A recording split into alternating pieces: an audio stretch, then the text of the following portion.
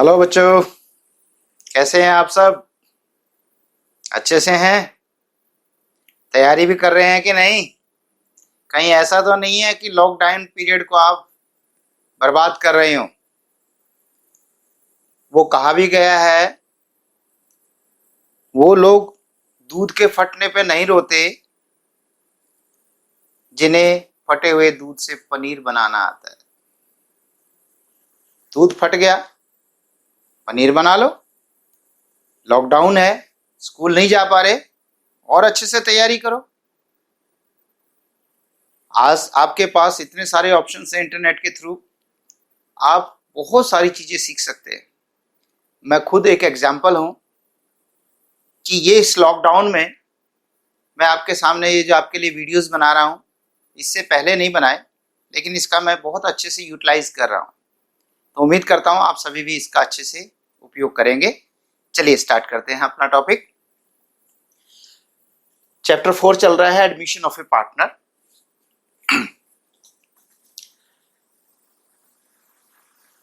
यहाँ पर revaluation account बताया जा रहा है। रिवैल्यूएशन अकाउंट हम आपको पहले भी बता चुके हैं। रिवैल्यूएशन अकाउंट जो है, आपको मैंने चैप्टर 3 शायद पार्ट 7, 8 एंड 9, जहां तक मुझे लग रहा है, हो सकता है एक आधा आगे पीछे हो, 6 भी हो सकता है और 10th भी हो सकता है। 10 तो शायद ना हो। इन चैप्टर 3 पार्ट 7, 8, 9 इनको आप दोबारा देख लीजिएगा। मतलब हमारे चैप्टर 4 में revaluation, accumulated profits, investment fluctuation reserve, workman compensation reserve, इनके बारे में दोबारा चर्चा की गई है। यहां पर मैं उतनी डिटेल में आपको नहीं समझाऊंगा, ये आपका टाइम वेस्ट करना है। लेकिन एक बार तो मन करा कि ये वीडियो ना ही बनाया जाए, पर फिर पता नहीं क्यों मन ने कहा कि चलो एक वीडियो में ही कवर करने की कोशिश करो इन सारी चीजों को, जिसके लिए मैंने 2-3 अलग अलग वीडियोस बनाए हैं। उनके लिए उनको सबको एक में कवर। तो यदि आपने पहले मेरे साथ ये वीडियोस पढ़ लिए हैं, समझ में आ गए हैं, फिर तो ये ठीक है। और अगर इस वीडियो से बात ना बने तो सबसे अच्छा है आप इनको पूरी डिटेल में पढ़िए। बड़े आराम से धीरे धीरे करके उसको समझाया गया है।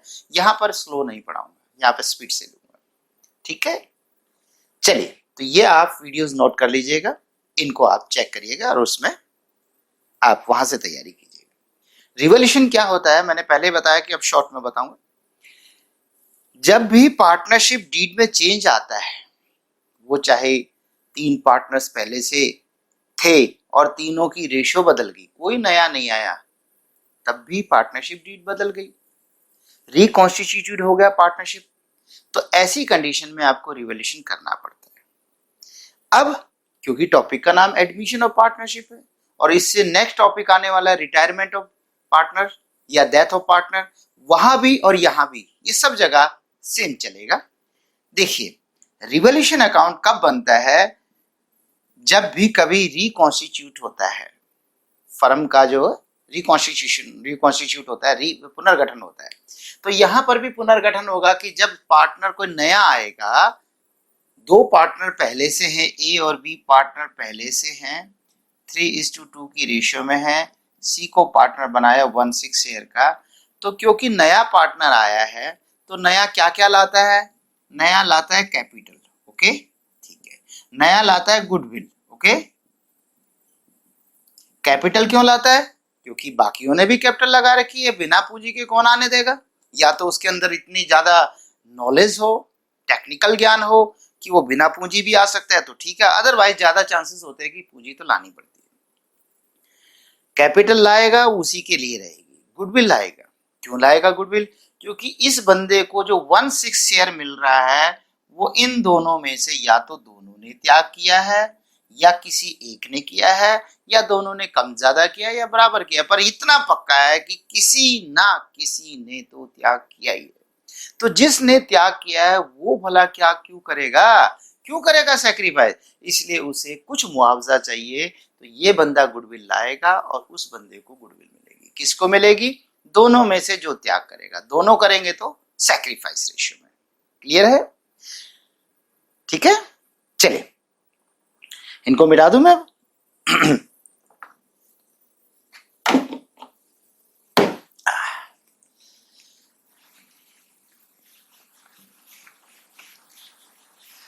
अब देखिए, रिवॉल्यूशन अकाउंट पहले ही आपको सिखाया जा चुका है, बस इसको तो रिकैप करना है।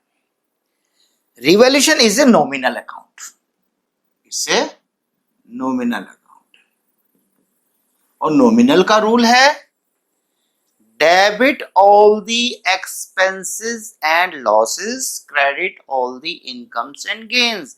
अगर आपको यानी हमारे बिजनेस को लॉस हो, एक्सपेंस हो, तो आप डेबिट कर दो, और अगर प्रॉफिट हो तो क्रेडिट कर दो। यानी इस तरफ आपको नुकसान होगा, लॉस होगा, इस तरफ आपको प्रॉफिट होगा। एक तो ये तो अकाउंट के थ्रू, और अगर जर्नल एंट्री के थ्रू करना हो तो रिवॉल्यूशन अकाउंट को डेबिट कब करेंगे? रिवॉल्यूशन अकाउंट डेबिट करेंगे जब आपको लॉस हो। बाकी क्रेडिट चाहे कुछ भी करना पड़े, मुझे नहीं पता क्या करना पड़ेगा, 1 करना पड़े, 2 करना पड़े, 3 करना पड़े। और दूसरी एंट्री में रिवॉल्यूशन को क्रेडिट कब करते हैं? जब रिवॉल्यूशन आपका प्रॉफिट होता है। ठीक है, और डेबिट कुछ भी करना पड़ो, बस मैं इतना जानता हूं कि इसमें रिवॉल्यूशन डेबिट करने से लॉस होता है, रिवॉल्यूशन क्रेडिट करने से प्रॉफिट होता है। चाहे इसे पोस्टिंग करके देख लो। जैसे मान लीजिए एक एसेट्स बढ़ जाती है, इंक्रीज, जब एसेट्स बढ़ेगा तो फायदा होगा, तो into increase in the value of asset मान ले। तो देखिए revolution debit to increase in the value है, तो आप जो है सॉरी गलत हो गया, लॉस हो गया, ये तो प्रॉफिट है, तो यहां पर होगा increase in the value of asset, value of asset. तो देखिए रिवॉल्यूशन अकाउंट में अगर मैं सिर्फ 100 रुपए की बात करूं तो आप रिवॉल्यूशन अकाउंट में क्या लिखेंगे? इस एंट्री को बताइए। रिवॉल्यूशन में लिखेंगे by increase in the value of asset, increase in the value of asset. ठीक है बच्चे, तो देखिए यहां लिखा जाएगा रिवॉल्यूशन में by increase in the value. तो ये सिर्फ थोड़ा सा समझाया, अब आगे चलता हूं, सीधे पॉइंट पे आते हैं।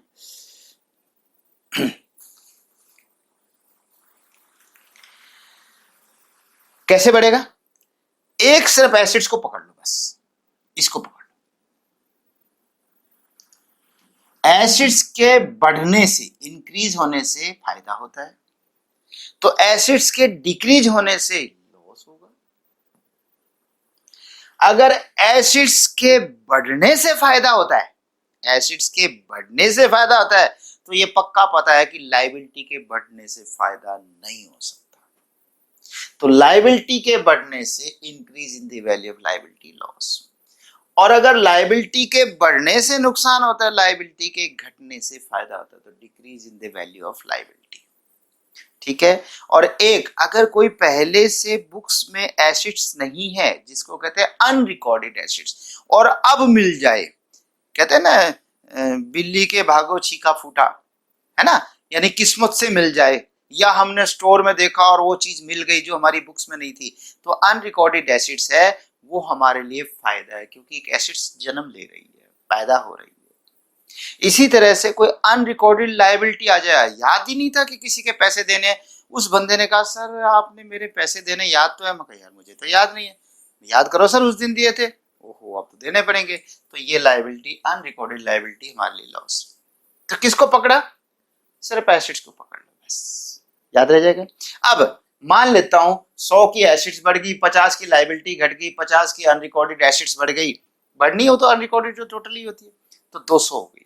तो 200 में से 50 की decrease in value of acids हो गया, 50 की increase in the value of liability हो गया, 25 अनरिकॉर्डेड लायबिलिटी हो गया, ऐसे करके 100 125 घटाया तो 275 रुपए का फायदा हो गया। कैसे हुआ? ये मेरी लाभ है, ये मेरी हानि। सिर्फ इसको नहीं, ये लाभ हानि को ये नहीं करना, बस ये तो दोनों का निचोड़ है। इसमें से ये घटा दिया, ये बच गया। अगर बाय द ये ज्यादा होता तो इधर लॉस हो जाता। और जो भी प्रॉफिट आए या लॉस आए, जैसे इस वक्त प्रॉफिट आया, profit on revaluation account transferred to partners capital account in old ratio. अब उसके बाद चलते हैं आपको कि ये जो है इन ओल्ड रेशियो बांट दिया जाएगा। ओके बच्चों, क्योंकि जब नया पार्टनर आएगा तो उसका हक नहीं बनता रिवैल्यूएशन के प्रॉफिट में, और लॉस में भी उसकी जिम्मेवारी नहीं बनती। रिवैल्यूएशन अकाउंट बनेगा जिस दिन कोई नया पार्टनर आ रहा है, लेकिन उसका फायदा उसे नहीं मिलेगा, उसका लॉस उसे नहीं भुगतना होगा, जो कुछ होगा सब पुरानों का था, इसलिए ओल्ड रेशियो में कर दिया जाएगा। ओके, अच्छा जी, ये हो गया हमारा रिवैल्यूएशन। अब हम चलते हैं एक्युमुलेटेड प्रॉफिट, संचित लाभों की ओर। हटा दो बेटा इसको।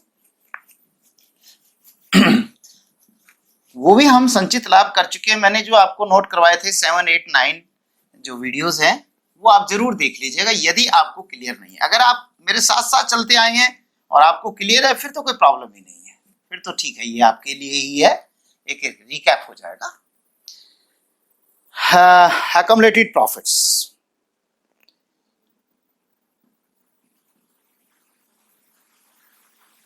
एक्युमुलेटेड प्रॉफिट्स,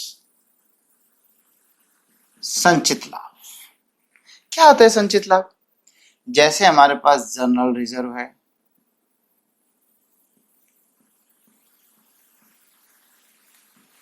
रिजर्व फंड है,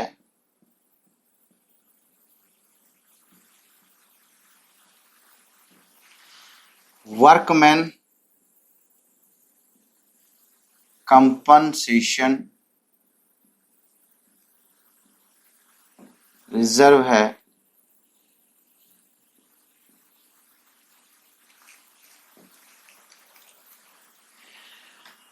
इन्वेस्टमेंट फ्लक्चुएशन रिजर्व है, balance of profit and loss account, चाहे डेबिट हो या क्रेडिट हो, कोई सा भी हो, ये सारे हमारे संचित लाभ हैं। ये मैंने पहले बताया हुआ है कि ये बनते कैसे हैं। हम इनको अलग अलग मटके में रखते रहते हैं ताकि हमें जरूरत पे काम आ जाए। हमने कुछ पैसा जनरल में रखा, ये बनते कहाँ से? लाभों से बनते। जब कभी आपके पास पर्याप्त लाभ हो और उसमें से आपके पास बच गया हो, आप चाहो तो उसे थोड़ा भविष्य के लिए रख लो, जिसको ये जनरल रिजर्व हो गया, ये आपका वर्कमैन कंपनसेशन फंड हो गया, इन्वेस्टमेंट फ्लक्चुएशन रिजर्व हो गया। इस तरीके से ये आपके अलग अलग मटके बना दिए हैं। ऐसा अलग अलग क्यों बनाते हैं? क्योंकि सब एक जगह रखने से कभी गलती से गलत जगह यूज हो जाता है, यानी एक ही जगह सारा यूज हो जाता है, उससे बचने के लिए। जैसे कि परिवार में जब पैसा आता है, सब अगर एक ही बैंक अकाउंट में एक ही नंबर नाम पे रह जाए तो पता नहीं उसका कहाँ पे यूटिलाइज हो जाए। ठीक है, चलिए करते हैं आगे। तो ये सारे मेरे लाभ हैं। अगर पूरे डिटेल में पढ़ना है तो मैंने पहले बताया, वहां देखना है, मैं बार बार रिपीट कर रहा हूं आपको। तो यहां पर ये लाभ है, और जब नया पार्टनर आता है तो क्या उसका हक है इन पे? जो ये मटके हमने इकट्ठे करे हैं, इनमें पैसा इकट्ठा किया है, लाभ इकट्ठे किए हैं, क्या उसका हक है? बिल्कुल नहीं, वो तो आज आ रहा है। हाँ, आज के बाद जो मटकों में जमा होगा उसमें उसका हक होगा, बिल्कुल होगा, क्योंकि उसने भी जोड़ा है। तो इन सब को आप खाली कर दीजिए। किसके बीच में? आंसर आ गया। नए का हक है ही नहीं तो सब पुरानों को मिलेगा, तो पुरानों के बीच में ओल्ड रेशियो में बांट दिया जाएगा। अब कैसे बांटते हैं? इन सब का क्रेडिट बैलेंस होता है। कौन सा बैलेंस होता है? क्रेडिट, क्योंकि लाभों का, संचय का, सबका क्रेडिट होता है। इसमें से एक डेबिट भी हो सकता है। कौन सा वाला? ये वाला, ये आपका प्रॉफिट एंड लॉस। ये कभी कभी डेबिट भी हो सकता है। अगर कुछ नहीं लिखा, सिर्फ प्रॉफिट एंड लॉस लिखा है तो हम प्रॉफिट मानते हैं, लेकिन अगर कहे डेबिट बैलेंस है तो भाई डेबिट है, कहे लॉस है तो भाई डेबिट है, अदरवाइज क्रेडिट ही होता है। तो मैंने कहा इन सब का कौन सा बैलेंस होता है? क्रेडिट। कौन सा? क्रेडिट। और इनको खत्म कर देना है। क्यों खत्म कर देना है? क्योंकि आज खत्म नहीं किया तो इकट्ठा तो किया है इसे ए और बी यानी ओल्ड पार्टनर्स ने इकट्ठा किया, और कल को खत्म नहीं किया तो न्यू पार्टनर के साथ में ऑल पार्टनर्स हो जाएंगे, और ऑल पार्टनर्स हो जाएंगे इसका मतलब है उसका भी हक हो जाएगा। इसलिए नहीं, उसे नहीं मिलेगा, हमें क्या करना पड़ेगा, यहाँ खाली करने पड़ेगा। हालांकि एक मेथड और भी है कि बिना खाली करे बात नहीं बन सकती, बन सकती है, वो भी कराएंगे, फिलहाल तो एक बार इसको करें। तो क्या करेंगे, इन सबका क्रेडिट बैलेंस इनको खत्म करो, सिंपल रूल, जिसका डेबिट बैलेंस है उसको क्रेडिट कर दो, जिसका क्रेडिट है उसे डेबिट कर दो, उल्टा कर दो, खत्म हो जाएगा।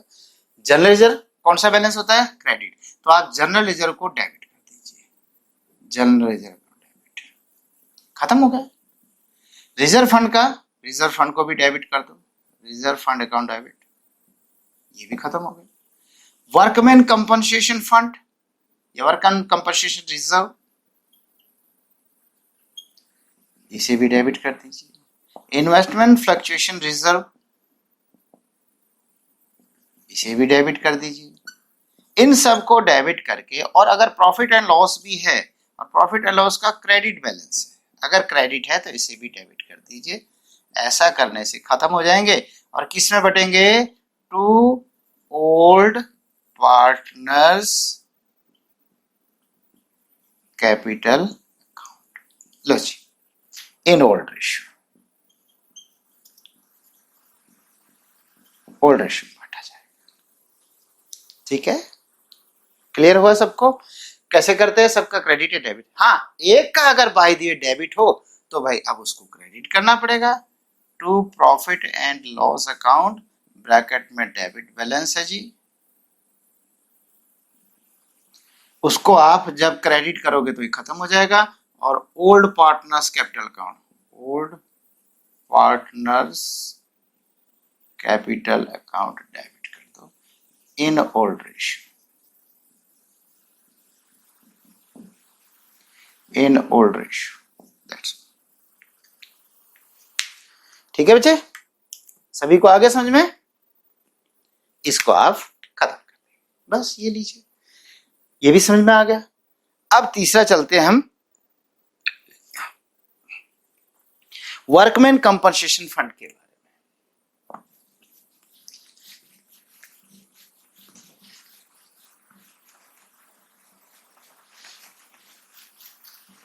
वर्कमैन कंपनसेशन फंड क्या होता है,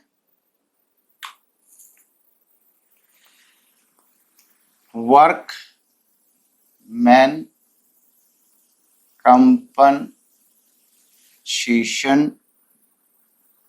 फंड, कर्मचारी क्षतिपूर्ति कोष क्या होता है, कर्मचारियों की कभी कोई क्षति हो जाए, कोई नुकसान हो जाए, कभी कोई डेथ हो जाए, नौकरी से अचानक किसी को हटाना पड़ जाए, जैसे कभी कभी ना एक आधा व्यक्ति ज्यादा यूनियनबाजी करने लग जाता है। यूनियनबाजी करना गलत नहीं है, लेकिन अगर उसे गलत यूज करता है, गलत नहीं है, लेकिन अगर कोई जान के उसके पर्सनल यूज में ज्यादा यूज करता है, ऐसी कंडीशन में मैनेजमेंट को अपनी संस्था को चलाने के लिए उसे नौकरी से भी हटाना पड़ता है, तो उसको एक्स्ट्रा 2-3 महीने की सैलरी देनी पड़ती है। तो ऐसी कंडीशनों में आप ये वर्कमैन कंपनसेशन रिजर्व या फंड जो है इसको यूज कर सकते हैं। ठीक है, यहाँ पे रिजर्व लिखते, फंड लिख दिए, रिजर्व। ओके, अब क्या है,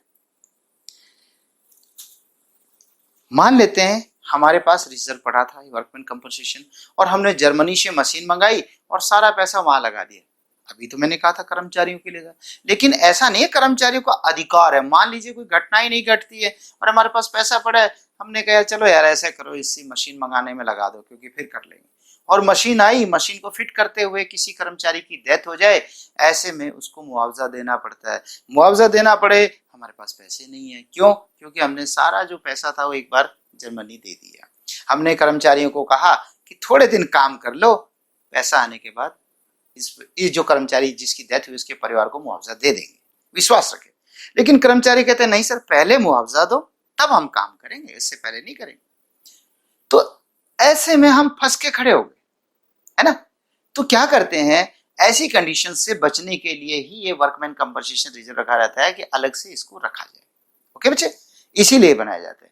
अब क्या आ गया सवाल कि मान लीजिए आपके पास 60,000 रिजर्व है, सपोज वर्कमैन कंपनसेशन रिजर्व आपके पास 60,000, ठीक है, इन्हीं कंडीशंस के लिए रखा जाता है कि भाई अलग रखा जाए तब ठीक है। तो क्या हुआ कि बाय द वे क्लेम जो हो जाए, क्लेम आपका जीरो का मतलब जब कोई नया पार्टनर आया, ए और बी पार्टनर हैं, 3:2 में सी 1/6 हिस्से का साझेदार बनाया, तो जिस दिन पार्टनर आया उस दिन कोई क्लेम नहीं है, किसी कर्मचारी को कोई क्षतिपूर्ति नहीं देनी। जब नहीं देनी है, हमारे पास 60,000 रिजर्व बचा हुआ है, यानी हमारे मटके के अंदर 60,000 इकट्ठा है और हमने उसमें से कितना देना है, क्लेम हमारा क्या है, क्लेम है 0 नील। तो बेटे जब कुछ देना ही नहीं है तो सारा का सारा प्रॉफिट हो गया, तो प्रॉफिट हो गया तो किसको मिलेगा, ये ओल्ड को बांट दो। कौन सा बैलेंस होता है ये, क्रेडिट। तो डेबिट करेंगे workman compensation reserve account debit to, और ए और बी लिख दूं, old partners to A B in old ratio, लीजिए ओल्ड रेशियो में बांट देंगे। ओल्ड रेशियो जो भी आए इसमें 3:2 आए, कुछ भी आए, हाँ 3:2 ही रहेगी, खैर वो तो सैक्रिफाइस का मामला अलग होता है, ओल्ड रेशियो, ठीक है बेटे। तो ये हो आपका हो गया यहां तक। अब आगे चलते हैं इसमें। अब आगे बाय द वे आपका क्लेम अब जो 0 था वो क्लेम आपका 10,000 का होगा, मतलब किसी कर्मचारी को 10,000 हमें देने हैं, मेरे पास रिजर्व है 60 पर 10 तो देने पड़ेंगे भाई। तो क्या आप 60 के 60 बांट सकते हो? अरे आपने बनाया क्यों था, कभी कोई कंपनसेशन देना पड़ जाए तो उसके लिए, और मैं कह रहा हूं पड़ गया, 60 में से 10 देना पड़ गया, यानी देना पड़ेगा, अभी दिया नहीं है, देना पड़ेगा। तो आप रिजर्व जो है 60,000 है ना, 60 को नहीं बांट सकते, आप 50 बांट सकते हो, यानी 10,000 तो आपको इसके लिए रखना पड़ेगा। तो यहां पर एक अकाउंट और बन जाएगा, टू प्रोविजन फॉर क्लेम या workman claim, to provision for workman claim कर लो या क्लेम कर लो। तो कितना देना पड़ेगा, 10,000। तो फिर इन दोनों के बीच में कितना बटेगा, 50 को 30,000 और 20,000, बस यही तो देखना, एक सिंपल लाइन, ठीक है। केस नंबर अगला चले बेटे। अब मान लीजिए 10 की बजाय आपका 60 है और 60 ही आपको क्लेम देना पड़ जाए, यानी 60 क्लेम देना पड़ेगा, तो क्या इस सवाल में अब आप 60 बांट सकते हो बेटा? नहीं बेटा, अब आप ए और बी को कुछ नहीं दोगे, सारा का सारा 60 का 60 प्रोविजन फॉर क्लेम में डाल दोगे। अगला सवाल चलाएं। अगर मेरा 70,000 का क्लेम हो जाए 60 की बजाय, मैंने तो इकट्ठा कर रखा था 60, लेकिन क्लेम ज्यादा देना पड़ गया, 70 देना पड़ेगा। तो बेटे ऐसे सवाल में आप क्या करेंगे, आप तो रिजर्व 60 ही खत्म करोगे, लेकिन to provision for workman claim,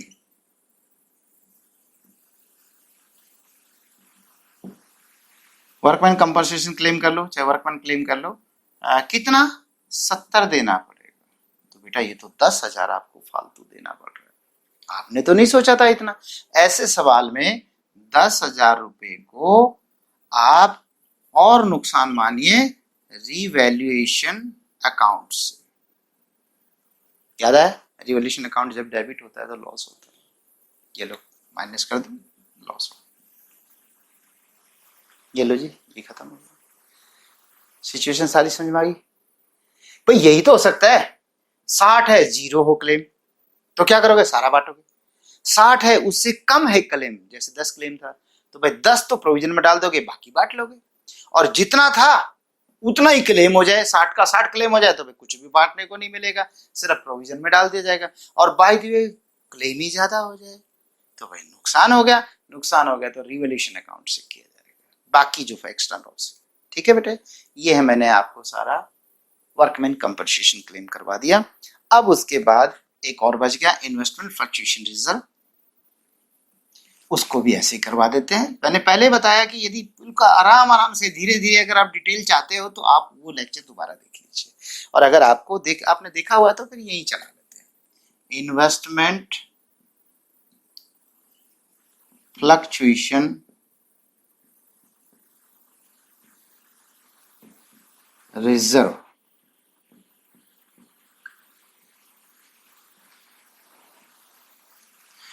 विनियोग उच्चावन संचय।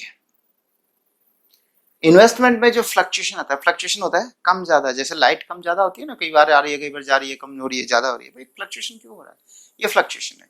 तो इन्वेस्टमेंट फ्लक्चुएशन रिजर्व ये क्या है, हम क्या करते हैं कि बाजार में जो इन्वेस्टमेंट हमने किया हुआ है उसमें ना उतार चढ़ाव आते रहते हैं, जिसमें हमारे हाथ में कुछ नहीं होता। मार्केट डाउन हो गई रेट कम हो गया, मार्केट अप हो गई रेट बढ़ गया, इस तरीके से चलता रहता है। अब होता क्या है कि जब कम हो जाए तो लॉस हो गया, और हमारा कंजर्वेटिव रूल कहता है हानि की तुरंत व्यवस्था करो। तो बार बार प्रॉफिट एंड लॉस को असर डालें तो ये बार बार हमारे प्रॉफिट एंड लॉस पे असर डालते हैं। हम क्या करते हैं, कुछ लाभों में से अलग से रख लेते हैं, उसको कहते हैं इन्वेस्टमेंट फ्लक्चुएशन रिजर्व। मान लीजिए हमने 60,000 रुपये रखा है इन्वेस्टमेंट फ्लक्चुएशन रिजर्व, मान लीजिए हमने 60,000 रखा हुआ है, ठीक है, हमने सोचा बहुत है, और हमारी इन्वेस्टमेंट जो है, इन्वेस्टमेंट वो 90,000 की है, यानी बुक वैल्यू, बुक वैल्यू मैंने जो किताबों में हमने लिखा हुआ है वो 90,000 है। और एक मार्केट वैल्यू होती है, मार्केट वैल्यू, ये पूरा डिटेल में वहां समझाया हुआ बेटे। तो अगर मैं इसे पूरा स्लो स्लो कराऊंगा तो देखने वाले कहेंगे सर ज्यादा टाइम वेस्ट कर रहे हैं, और बात भी सही है, मैं भी मानता हूं इस बात को। जब आपको रेफरेंस दे दिया वहां देख लीजिए, 90,000 आपकी इन्वेस्टमेंट है, और बाजार में मुझे उसके 90,000 ही मिलने वाले हैं। वैसे बहुत कम चांस होता है ऐसा होना, जितना हमारी बुक वैल्यू उतना ही मार्केट वैल्यू, ऐसे लगभग नाम मात्र के चांसेस। पर सवाल कर रहे हैं 90 मेरी किताबों में लिखा हुआ है, बुक्स में, यानी मैं एसेट्स दिखाता हूं 90,000 की, और बाजार में रेट पूछा तो वो भी 90,000 है, और मेरे पास रिजर्व रखा हुआ था कि अगर कल को बुरे दिन आ जाएं तो 60,000 तक तो हम इसमें एडजस्ट कर सकते हैं। तो बच्चे मुझे कोई लॉस हो रहा है शहर में, थोड़ा सा इसको पीछे लिख देता हूं, यहां से मुझे डिफरेंस, ठीक है, यानी, और ये इन्वेस्टमेंट फ्लक्चुएशन रिजर्व है 60, 90,000 मेरा market value, sorry book value, 90,000 मेरी मार्केट वैल्यू, तो मेरा डिफरेंस क्या है, कुछ भी नहीं। जिस दिन एक नया पार्टनर आ रहा है, ए बी जो पहले से पार्टनर है 3-2 में है, सी को 1/6 हिस्से का पार्टनर बना, जिस दिन पार्टनर आ रहा है उस दिन बाजार वैल्यू और मार्केट वैल्यू मेरी सेम है, यानी कोई लॉस नहीं है, और मेरे पास रिजर्व रखा हुआ है। तो बेटा ये रिजर्व कौन बांटेगा, ओल्ड पार्टनर्स बांटो ना। कैसे बांटेंगे, केस नंबर 1 में, ये केस 1 कर दूं मैं इसको, केस 1, तो केस 1 में इसका नाम 1 हो गया केस। तो बेटे इन्वेस्टमेंट का कौन सा बैलेंस होता है, इन्वेस्टमेंट का तो डेबिट बैलेंस होता है, इन्वेस्टमेंट फ्लक्चुएशन रिजर्व का कौन सा होता है, क्रेडिट। खत्म करो, investment fluctuation reserve account debit to A's capital account to B's capital account.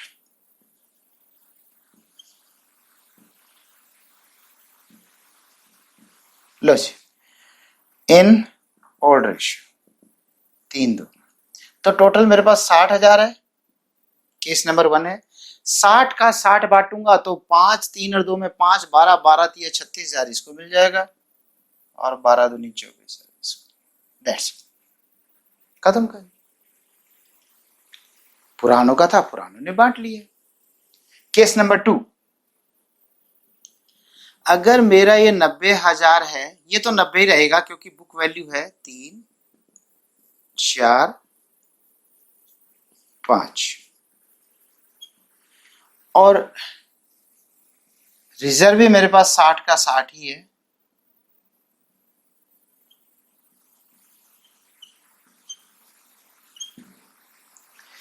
अगर बाजार की कीमत हो जाए 60,000,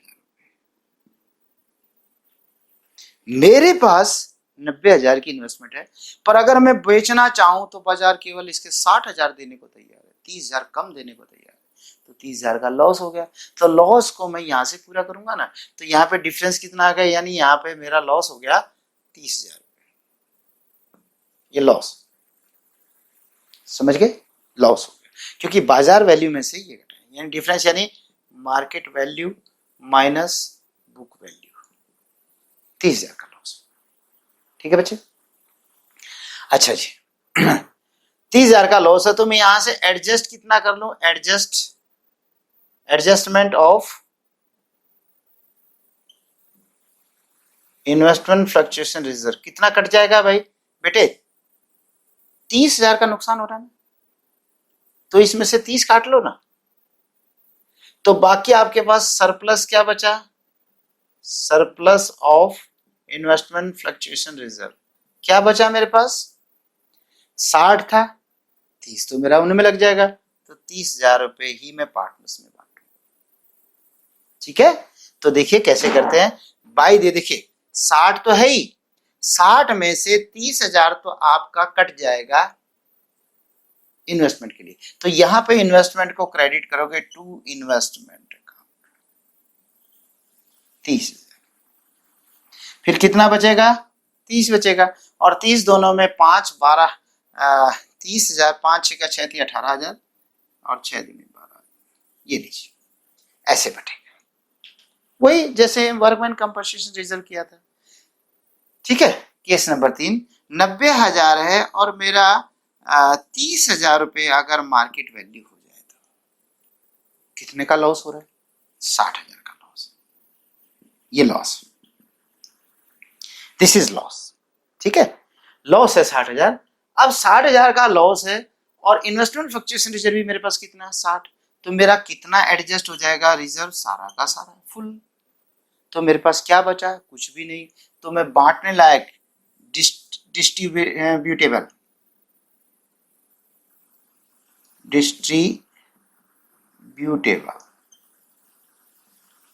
बांटने लायक मेरे पास कुछ है ही नहीं, तो बेटा क्या होगा सवाल में, 60,000 है और कितना मेरा एडजस्ट हो रहा है पूरा 60, तो 60 का 60 ही इन्वेस्टमेंट में काट दीजिए, इस बार मेरा ए बी के खाते में कुछ नहीं मिलेगा, ए और बी को कुछ नहीं, यानी आपने लिखना ही नहीं। ओके, आगे बाई दी वे आपकी वैल्यू हो जाए 20,000, कितना लॉस हो गया जी, 70,000, आपके पास कितना काटने के लिए था 60, तो 60 तो आप इसी में से काट लोगे, लेकिन अब आपके पास सरप्लस कुछ बचा नहीं, बल्कि 10,000 का ज्यादा लॉस हो रहा है, क्योंकि 70 का लॉस हो रहा है, मैं 60 ही तो एडजस्ट कर सकता हूं, 10 तो फिर भी नहीं हो रहा, तो देखिए कैसे करेंगे, मैं यहां पर इसे 60 ही करूंगा, इन्वेस्टमेंट कितने की खत्म करूंगा, 70 की, क्योंकि मेरी इन्वेस्टमेंट 70,000 डाउन जा रही है, तो 70 करूंगा, तो बेटा ऐसे में 10,000 का मुझे रिवैल्यूएशन अकाउंट से करना पड़ेगा लॉस, रिवैल्यूएशन अकाउंट डेबिट, ये 10,000 का लॉस हो गया, ठीक है, और बाय दी वे अगले केस में 1,20,000 हो जाए, बाजार में कीमत बढ़ भी सकती है भाई, तो बढ़ सकती है, तो अब आपका ये 30,000 का ये प्रॉफिट है,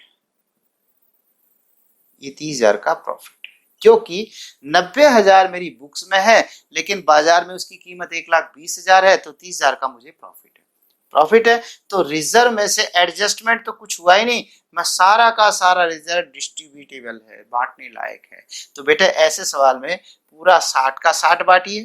पहले तो ये 60 बटेगा आपका, 60 किसके बीच में बटेगा, ए और बी में, और इस वजह से आपको फायदा होगा। देखिए क्या करेंगे हम, यहां पर इन्वेस्टमेंट फ्लक्चुएशन रिजर्व तो 60 खत्म होगा, तो 60 खत्म होगा तो यहां पर 60 तो ये मिलेगा इनको, 60 तो पहले दे दीजिए, 5 12 12 3 36,000 और 24,000, ठीक है। और एक एंट्री और करनी पड़ेगी क्योंकि इस बार इन्वेस्टमेंट फालतू बढ़ गई। कितनी फालतू बढ़ गई, 90 की 1 20 हो गई। वैसे तो लाभों को लाभ नहीं मानते, रूढ़िवादी सिद्धांत ये कहते हैं नहीं मानना चाहिए, छोड़ दो, लेकिन लेकिन क्योंकि इस वक्त एडमिशन आ रहा है, एक नया व्यक्ति आ रहा है, और अगर आज भी आपने चेंज नहीं किया तो आप घाटे में जाएंगे। यहां पर मुझे कंजर्वेटिव रूल को तोड़ना पड़ेगा, छोड़ना पड़ेगा, भूलना पड़ेगा। वैसे अगर ए बी कई सालों से चल रहा है, बीच में पता चल रहा है मार्केट में रेट बढ़ गया, छोड़ो, घट गया, घटने का सोचो, बढ़ने का नहीं सोचो। पर जब कोई पार्टनर नया आ रहा है तो ऐसे में आपको करना पड़ेगा। तो देखिए क्या करेंगे बेटा, यहां पर कितना बढ़ गया, 30,000, इन्वेस्टमेंट बढ़ गई ना 30, मार्केट वैल्यू बढ़ गई तो 30 बढ़ गई। आप इन्वेस्टमेंट को बढ़ाइए, इन्वेस्टमेंट का कौन सा बैलेंस होता है, डेबिट, तो इन्वेस्टमेंट अकाउंट को और डेबिट कर दो, डेबिट करने से इन्वेस्टमेंट बढ़ जाएगी। कितनी बढ़ानी पड़ेगी, जहां 90 थी 1 20 करनी है तो 30,000 और बढ़ा दो, 30 1 20 हो गया। इसकी वजह से रिवैल्यूएशन अकाउंट होगा, ये रिवैल्यूएशन में जाएगा 30,000 का लाभ। और बेटे 30,000 के लाभ को बाद में रिवैल्यूएशन को खत्म करेंगे, रिवैल्यूएशन को डेबिट करेंगे, रिवैल्यूएशन अकाउंट डेबिट, और 2A और B में ही बांटेंगे लाभ को इन ओल्ड रेशियो। तो 30,000 रुपए के लाभ को 3 2 में 5 का 30 6 3 18,000 और 6 2 12। देखिए A और B की कैपिटल बढ़ेगी, यहां पर 36 बढ़ गया, यहाँ 18 बढ़ गया, यहाँ 24 बढ़ गया, यहाँ 12, ऐसे करके, ठीक है।